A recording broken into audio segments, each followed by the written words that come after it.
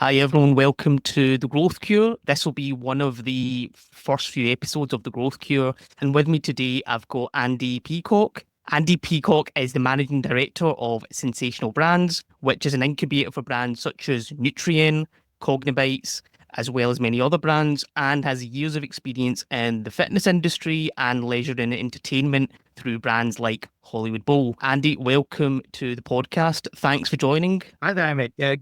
Thank you for inviting me on. I'm really looking forward to it.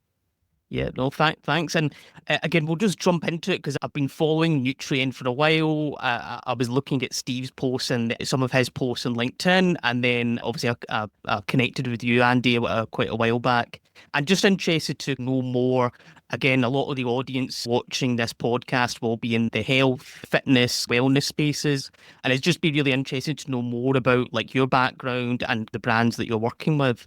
But I guess to start off with, I'm just interested to maybe give everyone a bit more about your background, the kind of companies you're working with currently in the health industry, but even just in general, like what led up to this, like this point that you're working with Sensational Brands and all these interesting products. Yeah, it's how long have you got? It could be some time. It's a while ago. I started off as an aerospace engineer at BAE Systems, and that started a journey of building fighter jets, which is totally random. But I decided that I was playing sort of semi-professional sport at the time.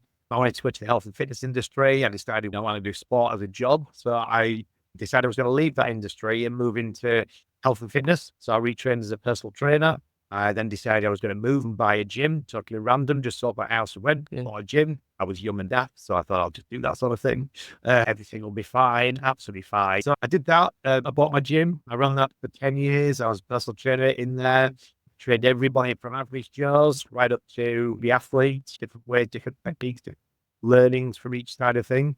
I decided to sell my gym. I had a franchise, a national franchise, which was a weight loss scheme, fat loss scheme, where I had 11 franchises around the country that were running that. And then I finished there and I went on to work at young personal trainers and for all the big corporate gyms. So at the time, it was like JD gyms who were still around, Sports Direct, quite a lot there. So my fitness background encompassed into lots of different areas and different learnings from different sort of business, or whether it be dealing with professionals, whether it be dealing with athletes or whatever else. So I did that. I then had an opportunity I got asked to go if I wanted to go to Hollywood Bowl.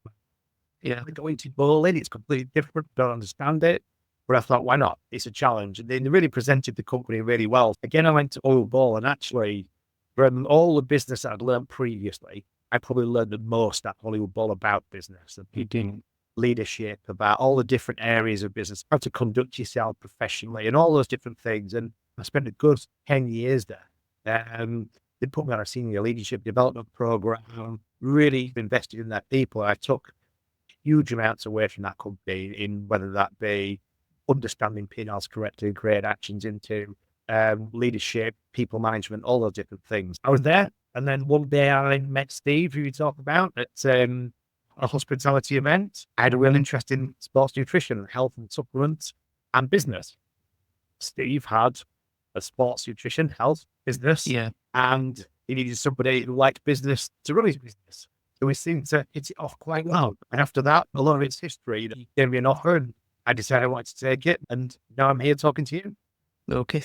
No, thanks for the background. It's good to understand, again, the kind of everything from the engineering to running your own gym. I appreciate that because for myself, I'm not even an SEO digital marketing person. I'm originally from pharmacy, which is completely different. But you pick up a lot of things over the years and you learn from different industries. You get even just working within different companies, different ways of working. So we'll probably go into a bit about that later as well. I'm just interested moving into Sensational Brands, and you're working with companies like Nutrien, and I assume, but maybe I'm assuming wrong, but what in terms of what inspired you to move into that part of the industry, and is it because you had the gym and I assume you understood that audience, and was it partly from seeing a gap? I assume maybe that was part of it, or was it maybe not as deep as that? Yes and no. When I was a personal trainer, I was really keen on understanding nutrition. So nutrition was really my forte. And the reason for that was because you may not believe this, but I really like food. I eat a lot of food and I really like it. And the key point to that is that I wanted to be able to eat it, but understand it, and then not feel guilty about eating my food. So I took a really keen interest in nutrition and educated myself on it as well. Took a lot of different things, and people like, I learned a lot from a guy called James Collier, who owned is it Ewell now? Oh, yeah. He's just written a book. He had a site called Muscle Talk, and I was on that site, and I know him back from then. He was a really educational sort of guy, which he is now. So I took a lot from people like that. When I got to the point of chatting to Steve and the opportunity, I think it's a key thing that when you're interested in business and to be in a position to be able to create products that are innovative, that healthy, do what they say on the tin type of products. For me, it was an absolute dream opportunity to do that. So then to come in and work with the company to do it is an absolute no-brainer for me. Yeah, so one of those products where you'd probably use it yourself as well, and you know the sector enough, and you've dealt with people that, oh, there you go. Yeah, that's one of the things I was thinking with it being with Nutrein, and obviously it's in a space which is competitive. There's some brands that have been around for a while. They're stocked in so many places, health food stores and supermarkets, even some of them. How do you identify, especially with a market like this?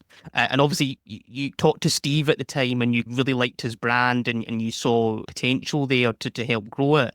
But how do you identify opportunities for a new brand in especially such a competitive market like the supplements and protein supplements specifically? Yeah, there's a really key metric here that if you look at the market currently, and this isn't disrespecting anybody else in the market, because there's some people doing some amazing things and some incredible products that are really making headway. But what you see sometimes are the same product to different packaging, and actually it's the marketing that gets them where they need to get to rather than the actual products themselves. Off the back of what we look at is what are the pain points of that actual product. As the energy drinks side of things, there was a pain point that there are different subcategories. So you've got your core players, the ones that have most market share are sat there. You've then got some that are going to a natural space, and in their natural space, they will sit there. And then you've got some that are really hardcore, that are gym goers, that want high amounts of caffeine and things like that. And there's a different type of energy drink for different type of individuals for what they want to utilize them for. But what we found was that there was a compromise on each one. So if you are the original taking market share, flavors may not be the core focus on what they want. And if it tastes a certain way, it tastes like that drink sort of thing. Whereas if you're going into a more natural space, we found that there were natural drinks, but actually the flavor was slightly lacking. Or if you're going into hardcore, high-end, high caffeine, then great, having high caffeine, but the amount of additives and things that are in those drinks in something. We looked about, and one of the core things we look at is, and we have a bit of a tagline, is zero compromise. So anything that we produce then, we make sure that when it's sat on that drawing board, there are three things we look at, and it's the quality of ingredients, the quantity of ingredients, and the flavor. If we can't hit all those three, it doesn't move forwards. And that's a core thing. That's a core element of a brand that when we create one product, it'll be recognized for that zero compromise. And then when we create another one, the customer understands there's zero compromise. I can trust this brand to what they're doing. That's what we do forwards from that. So it's really knowing the competition, knowing the audience, I guess, is key, because otherwise you're just creating something which is almost like it's just the same as what's already out there. I'm interested to know about other brands that you are developing. I know there's new products coming out. I think I saw on LinkedIn something about a protein bar, which was interesting. I know that's in development, that's not out yet. What do you think particular about the brands that you're working with sets them apart? You touched on it's obviously not compromising on taste, but is there anything in particular, and I'm going into the audience that it's aimed at, is there anything you think sets them apart and it's really what makes it different to what is out there already? Yeah, we look at making it, when we talk about the zero compromise, it means that if we want to put in a huge amount of ingredients into something, the first thing has to be, it's a real trust element. It has to be that we're not saying we've got nootropics in our drink just because we've got a minimum amount in there to be able to claim that we have nootropics, but we know that it probably won't make a difference. We've put enough in there to make a difference, but then you've got that complexity of flavor, consistency, carbonation, all the different things that go into there to make sure that it has what it does what it says on the tin, but actually you still have the element of flavor, the enjoyment of that product as well. It's not just I'm doing this because I should be. I'm actually doing this because I enjoy it as well at the same time. And I think a really core thing is to start from the customer and then move backwards, rather than I want to make an energy drink and you're going to enjoy this. It's what's your pain point? What is the thing that you don't like? What is the thing when you talk about the protein bars? What is the pain point? The protein bar market at the minute, it's starting to dip. Yeah. And why is that? Because most protein bars are very similar. They have similar ingredients, they have different flavors. But actually, the whole point of the protein bar is to be something healthy as a healthy alternative. And sometimes people are feeling that it doesn't feel as healthy as what it possibly should be. There's a real pain point there. But then if you make it healthy, you lose your flavor. Again, this is where we'll then go to a protein bar and go, okay, we can make it healthy, we can make it high fiber, we can make it low GI, we can bring the flavor, we can bring the consistency, we can bring the texture, we can bring the experience that you want and need in this product, but also make it enjoyable at the same time. And it's a tricky balance as well, especially in this market, trying to make it taste good. And I picked up on the protein bars purely because I know there's some of the challenges. I don't know if it's still the same, but it's things like a lot of them are quite chewy and things like that. And like you said, is it as healthy as really people would want? That's when the serious gym goers will really be, they want it to fulfill like what it is they're literally looking for, as well as taste decent as well. So, Yeah, definitely. And you've got a lot of things as well. When I was younger, I'm slightly on the wrong side of 20 now. You've heard. I'm the same, you know, we're not getting any younger.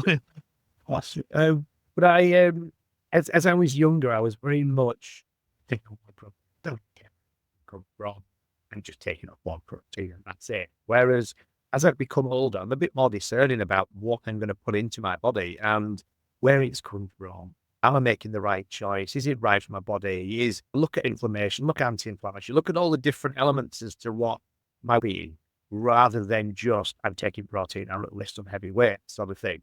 And I think that's the sort of take that we have on all of our products. It's not just about, we had a performance range in Nutrein, which was it was a performance drink that would either wake you up, it would recover, or you would unwind with it. But actually, it contained protein, but that wasn't the core thing. There were so many incredible elements and ingredients in these drinks that the protein itself was overshadowed. But the protein itself was an incredible rice protein that actually you didn't get any bloating, you didn't get any stomach discomfort. It was tasteless, smellless, it would blend perfectly, a really high-end protein, but actually it was overshadowed by all the incredible ingredients as well. But then when you look at that and you put in that into your body, you're taking on board some really power packs. Yeah, so it's a lot of, and I guess that ties in with knowing the products that you're developing, and this would be the same for the other brands in the space as well. How important is like marketing there, and that could be offline marketing, maybe digital marketing. There's things that you're working on at Sensational Brands. How important is that in the success of your brands? And I know, for instance, you're getting the products into retail, which is maybe for some people watching, that's maybe something they're not really that clued up on. So just interested to know how the challenges around that. And yeah, there's huge challenge in it from so many different levels. If we take it on from just the customer side of things and we talk about the products themselves, one of the things we understand as a business is that if we're making innovative products, there has to be an education process off the back of it. And you're going to have a percentage of people that are early adopters that will take on board that product. We need to understand from them what they feel about that product, test it, try it, give us some feedback. How do we evolve and how do we change to make that right for you? And it's that constant evolution. There were times when there's some products that we've launched that were really high end and probably far too advanced for your average Joe. They're great for international athletes, things like that, who want the absolute epitome of a product.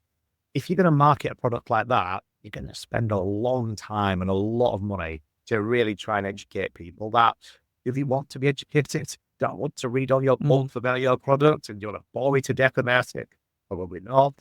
It doesn't work on as simple as that. Why am I paying twice as much for something that we get that and things. There's a real element there that I look at and I think to us, you think to ourselves, okay, with those types of products, you would obviously market in a completely different way. You would have the elite athletes using it. You would have them using those products. You might use it for a year. And we have a real sort of ethic in we want to improve people's performance. We're not just doing it for marketing. We want to work with companies, teams, individual athletes to make sure we're helping improve their performance. And by doing so, then, after a year or so, and their performance is improved, they'll talk about the product. People go, oh, that's amazing. I want to be like that individual.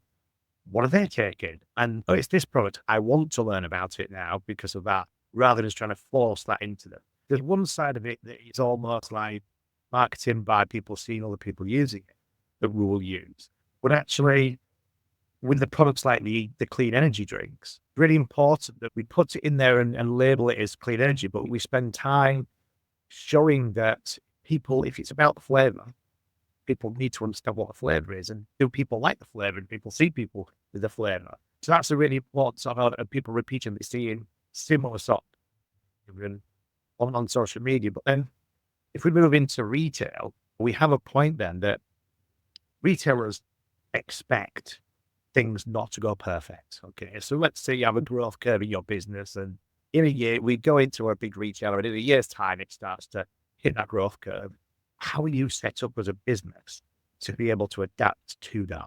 How have you evolved to where you are now? And why have you changed? And there are elements that you can tap into with your marketing, whether that be social media, whether it be your Instagrams and your TikToks, or whether it be your LinkedIn, that will help them understand and see your journey and see how we understand that we're not, we never will be, but actually we do evolve all the time and receive the feedback and keep evolving. Then if you go into a retailer, if there's a problem, actually, we know this business is capable of actually reversing that curve and going forward again. Different ways and different elements depending on what you're trying to achieve and how you're trying to achieve it as well. Yeah, no, there's a few things you touched on there, and particularly interesting, I guess you can almost call it influencer marketing. So having this credibility from other people that can say, I've used this product or I endorse this. And I know that you ran for in the competition with Daniel Lloyd, who's a racing car driver, 4-time British Touring Car Championship winner, I believe. And you've collaborated with other athletes and sports teams. Like how important is that in the sector? Because I think it's also, like I said, you're using the credibility, and is it almost like a selection process or kind of thinking, but this is the audience, this is who's going to give us credibility. How does that work?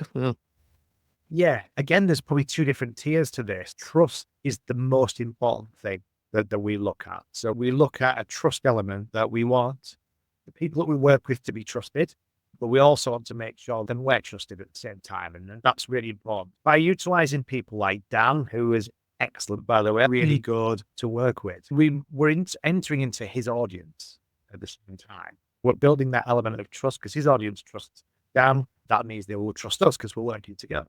But you can't just rely on that singular element. So if you get a really big influencer, one of the most important things you need to look at, this is what I took from hospitality, was that we don't want to sell one product. We want to sell two separate sales. That's our goal.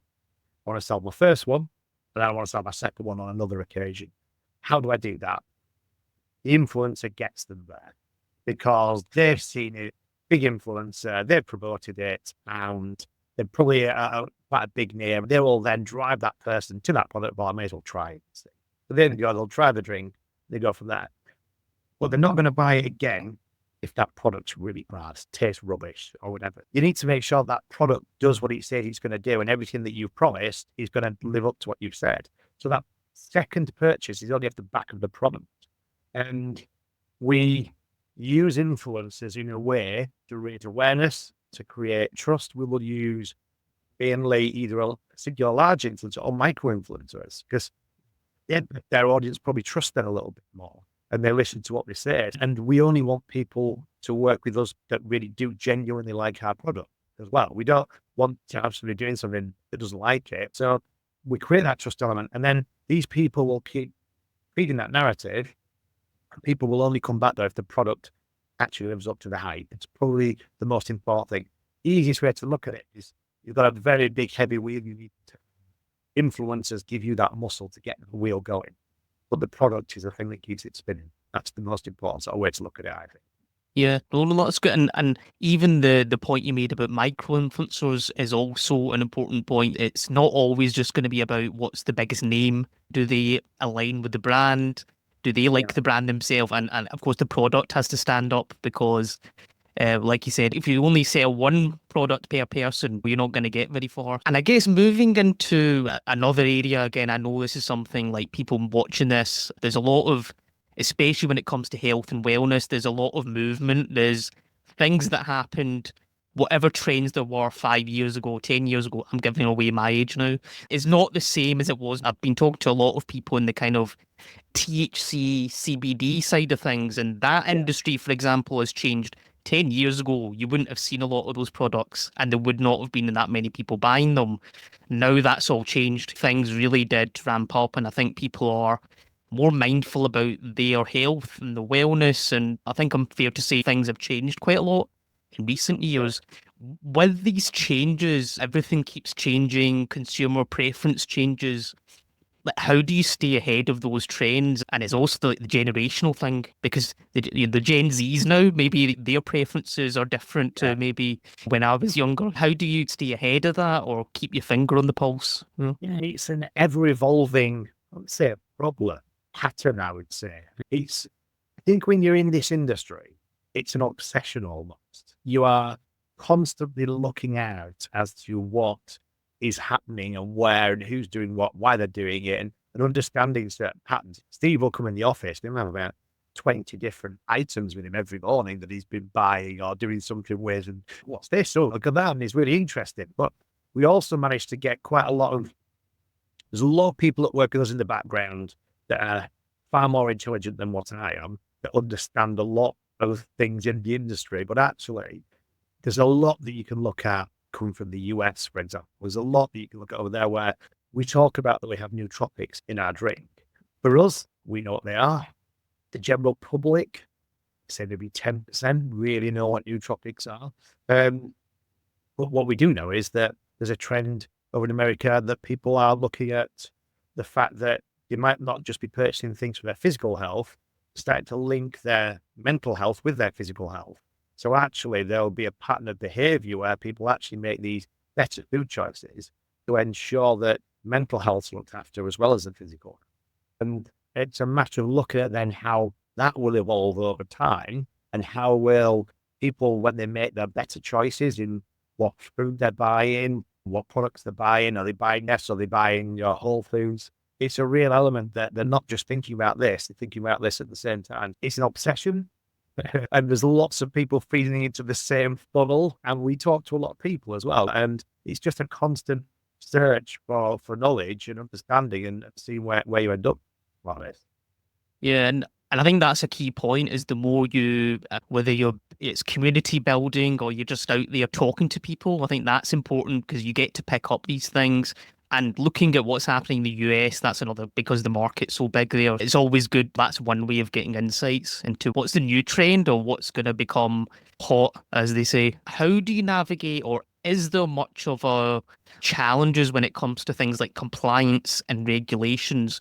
And me being like the healthcare background, it's always these things about, are you not allowed to put certain things in the products? Or if you release a product, are you not allowed to say certain things? How do you navigate? Is that much of a challenge in this space that you come up against? It's something that's on the forefront all the time. We talk about certain elements of certain products, but there are certain things that you're not allowed to market them as or talk about as because there's maybe when they're innovative, there may not be enough research that's required to back up the things that they want to go with. So I think you need to make sure that whenever we produce anything, we produce it off scientific based research, but actually make sure that everything that we say or do conforms with everything that we have to. We will run that past people who are far more intelligent than myself, who will be able to then advise off the back of what we're doing. But there's certain elements that we work with in compliance down to the fact of things that we may think come in the future. There's certain things, I mean, right now, the industry where certain products have maybe contained what they said it contained, or vice versa. And there's nothing to say anything unless it's mislabeling. There's nothing to actually say they've done anything massively wrong. But actually, once it sort of comes to light, then I think people will start looking and thinking, actually, I want to be able to trust what I'm drinking or eating. And I want to make sure there's something on there that tells us that it does contain what it says it contains. And I know there's laws that say that with the labeling, but actually sometimes a batch might come out that doesn't do that. So we're looking at making sure that we have ours tested when they're made. We'll have them repeatedly tested. We'll have them blind purchased by when we don't know, secret shoppers, things like that, and actually make sure that every element that we have in our products moving forwards are regularly tested, and we're regularly monitoring ourselves, because we probably expect in the future something will come in where there has to be, compliance. Yeah. So things like that as well. It's a bit of a finger in the air jobby, but actually it's about just protecting yourself, protecting the customers, protecting everybody. Yeah. And I imagine probably ties in with whoever's, if you have marketers in-house or working with an agency, it's just making sure everybody's in the loop, that we're not saying things in marketing, which actually the internal team's like, no, we can't say that. I imagine very important as well. Yeah, definitely. That just comes down to the internal runnings of your business, the cascading of information. And don't get me wrong, there'll be times where mistakes are made, or as a group, you might get something wrong. But as a general consensus, as long as everyone's on the same page and you have regular times that you communicate and do that update regularly between everybody, then actually those times that something goes wrong should be kept to an absolute minimum. Yeah, definitely. And again, I was watching another podcast that you're on, and the points that came up about building team development, leadership, and I'm interested in terms of what's your secret when it comes to, especially when you're in a very competitive market, you need to drive growth, and you're trying to build a high performance team. What would you say is your secret to fostering a great company culture?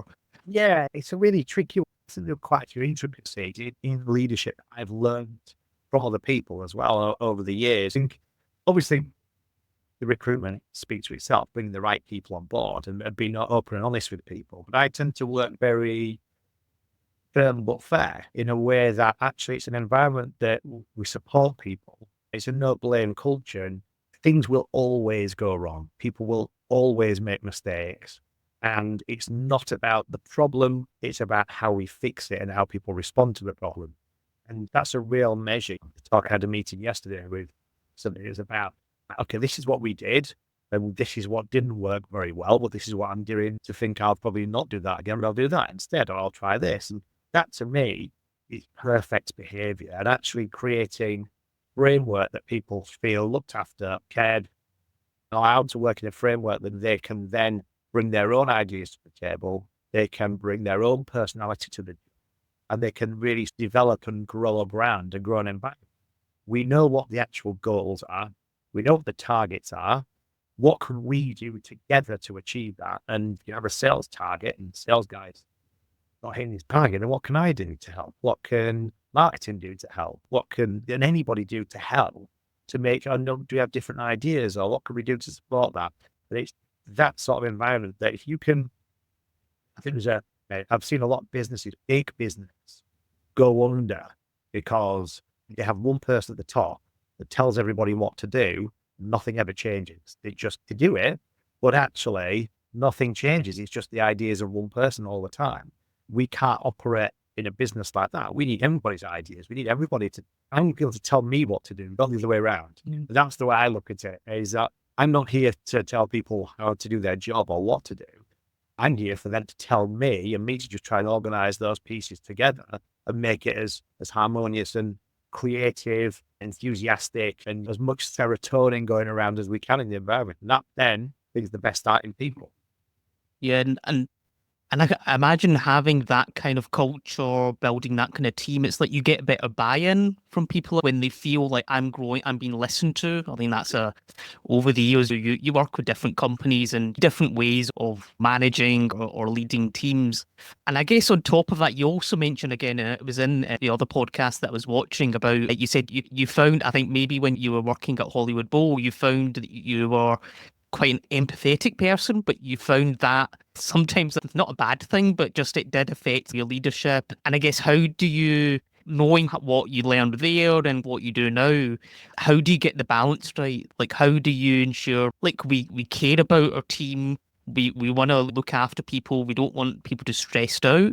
At the same time, the work still needs to get done. We've still got targets. How do you get that balance? I appreciate that's not easy to answer as well.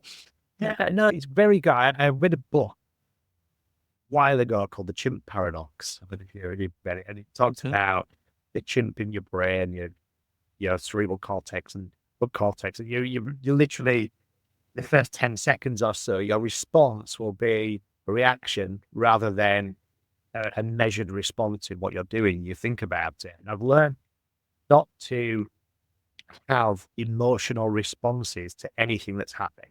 I think if you learn to do that, and this was something I'd learned at Hollywood Bowl, like you say, and they taught me about this mixing deck, and it would teach me about all the different types of emotions or different types of behaviors that I would have and how strong I am in one or less in another. And as long as I understood that, a bit like a robot, really, I would then be able to dial up or dial down depending on the scenario or knowing what my actual response is and what it should be.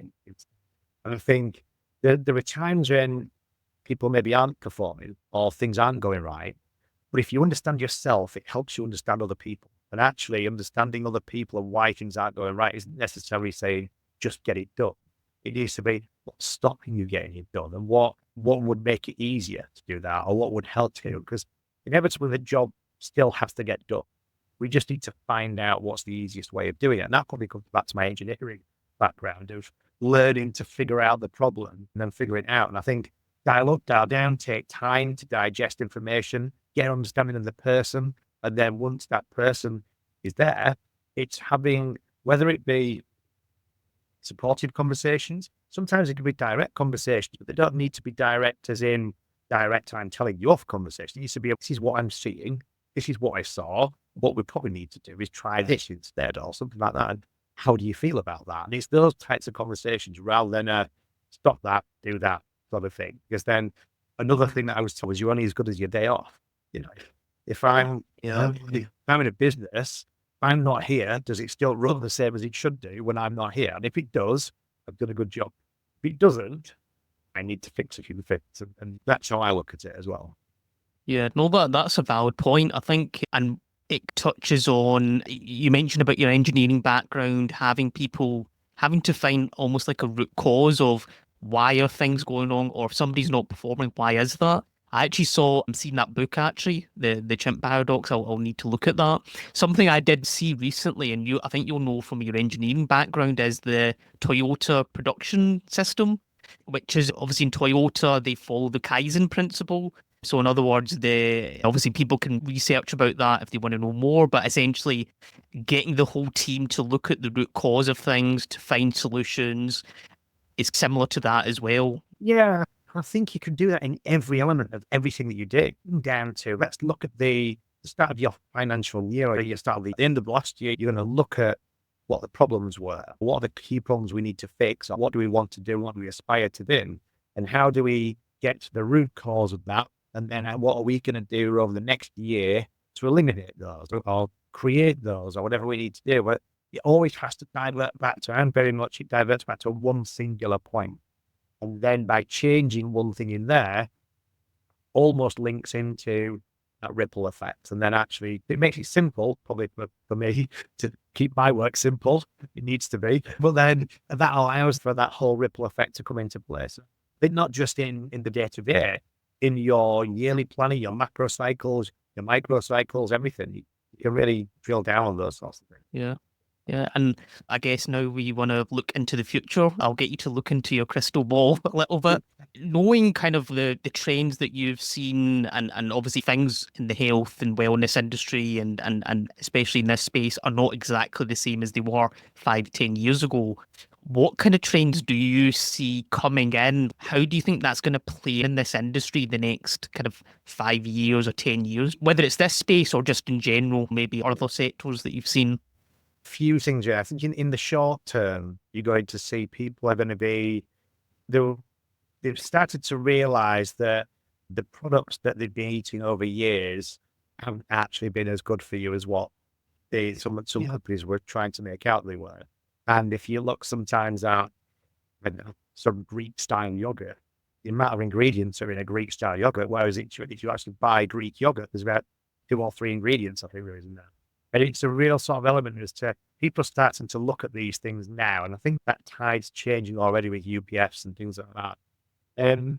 I think you'll see in that side, you're going to see people increasing the amount of things like their polyphenols, looking at increased fiber, thinking about their gut health and how is this affecting my gut biome and things like that. And I think you're going to have a real market of people that, if you're going to look at a product, you're going to be looking at probably previously at this moment in time, or people looking at protein, they'll probably start looking at fiber content as well to look at what's in there and how that's, because they know that now a lot of research is coming out saying that can affect your mental health as well at the same time with your gut biome, and they think it's linked to your brain and all sorts of things. So in that shorter term, I think people are going to start considering not just what's in their products, but actually the quality of those in there as well, and the quality of the product. So we can say we know that a company called KSM66 that produces ashwagandha, one of the biggest in the world, we know their extraction process took them a long time to perfect, but actually it doesn't affect any of the quality of the actual ashwagandha, whereas other processes can use certain processes that totally destroy the makeup of the product, but you can still put it in something and call it ashwagandha, even though it's probably not doing anything for you. So people will start to look at the quality of those ingredients.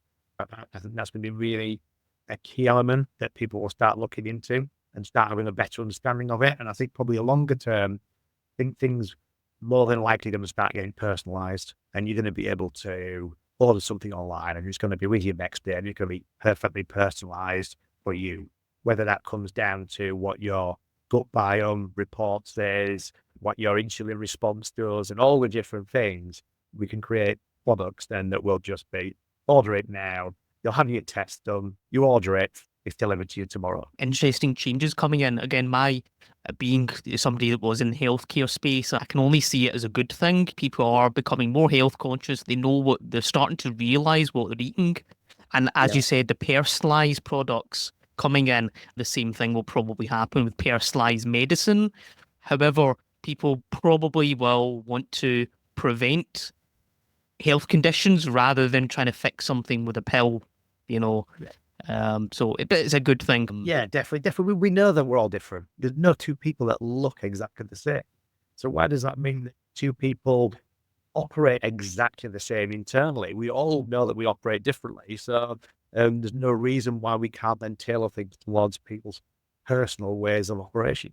And off the back of that, I think one thing that some people in the audience might be interested in, especially if they're in a kind of health or wellness space or anything to do with fitness, say they're growing a brand, maybe it's an entrepreneur, maybe it's somebody in-house trying to grow the marketing.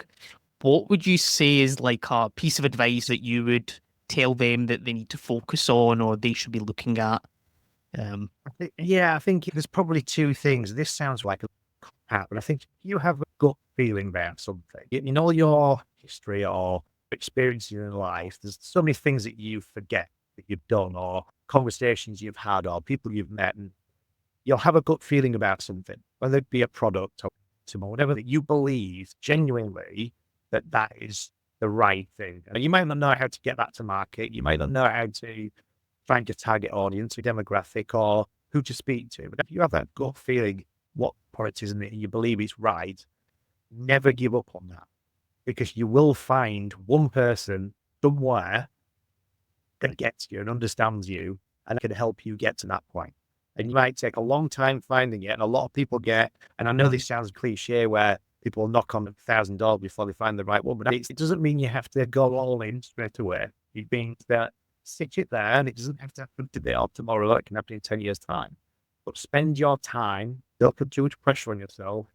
Spend your time finding those people that understand you. And actually, once they do, you get your chance. You'll probably only get one chance, but then you seize it, you take it, and you go. And actually, you find all that self-doubt you may have had that gut feeling that's inside you that tells you it's right actually pays off in the end. It's just having the perseverance and the confidence to stick with your gut feeling.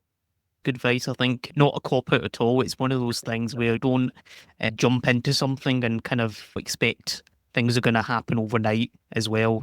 Uh, that was everything. That was my last question. Again, I know it took more of your time than I originally planned, but appreciate you, jumping on, answering these questions, and I hope you enjoyed the interview as well.